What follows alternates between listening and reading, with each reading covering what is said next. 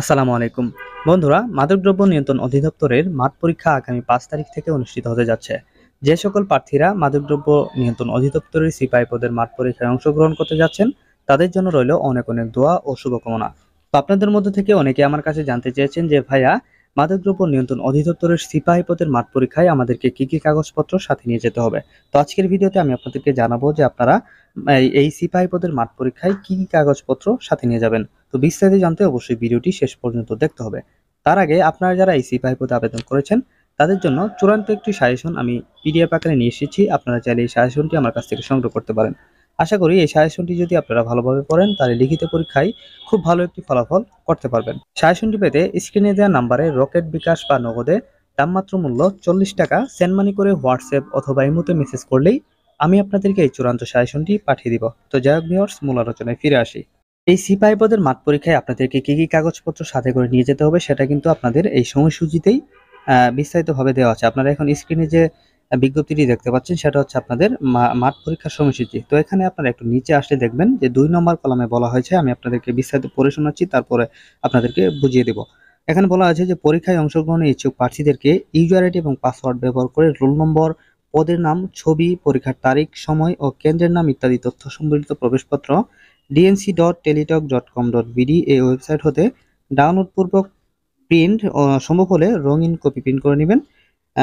প্রার্থী এই প্রবেশপত্রটি শারীরিক পরিমাপ পরীক্ষায় অংশগ্রহণের সময় এবং শারীরিক পরিমাপ পরীক্ষায় উত্তীর্ণ হলে লিখিত এবং মৌখিক পরীক্ষার সময় অবশ্যই প্রদর্শন করবেন।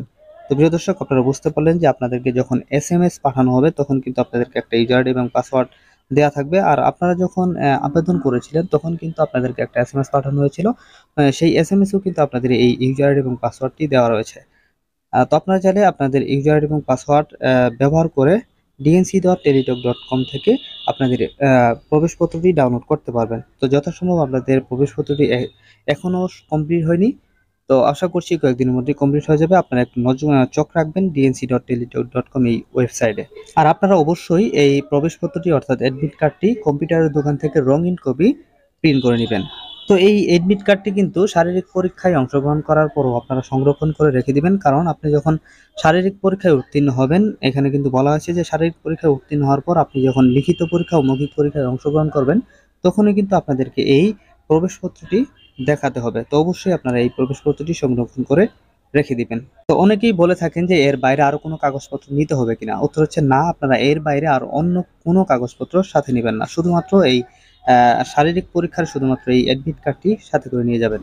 আরেকটি বিষয় যেটি আমি গতকালকে একটি ভিডিও দিয়ে আপনাদেরকে জানিয়েছিলাম, তো তারপরও অনেকে জানতে চাচ্ছেন যে ভাই আমাদের এসএমএস কখন আসবে। তো এখানে দেখেন উল্লেখ স্পষ্টভাবে বলা আছে যে ওয়েবসাইট হতে প্রবেশপত্র ডাউনলোড করার বিষয়ে এবং পরীক্ষার তারিখ ও সময় সম্পর্কে প্রার্থীদেরকে টেলিটক বাংলাদেশ লিমিটেড কর্তৃক এসএমএস এর মাধ্যমে অবহিত করা হবে। তো আপনারা যখন এসএমএস পাবেন, তখন কিন্তু আপনাদের ইউজার আইডি এবং পাসওয়ার্ড দেওয়া থাকবে। তো সেই ইউজার আইডি এবং পাসওয়ার্ড ব্যবহার করে কিন্তু আপনাদেরকে এই অ্যাডমিট কার্ডটি ডাউনলোড করতে হবে। তো আপনারা এসএমএস এর জন্য অত টেনশন করবেন না, চিন্তিত হবেন না। খুব শীঘ্রই আপনাদের ফোনে এসএমএস চলে যাবে। সাধারণত পরীক্ষার 3 থেকে 4 দিন আগে প্রার্থীর ফোনে এসএমএস পাঠানো হয়। তো আপনারা যে সিম থেকে আবেদন করেছেন, সেই সিমটা একটু সচল রাখার চেষ্টা করবেন। তো আশা করি সম্পূর্ণ বিষয়টি বুঝতে পেরেছেন। তো ভিউয়ার্স, আজকের ভিডিওটি এখানেই শেষ করছি। ভালো থাকবেন সবাই। আসসালামু আলাইকুম।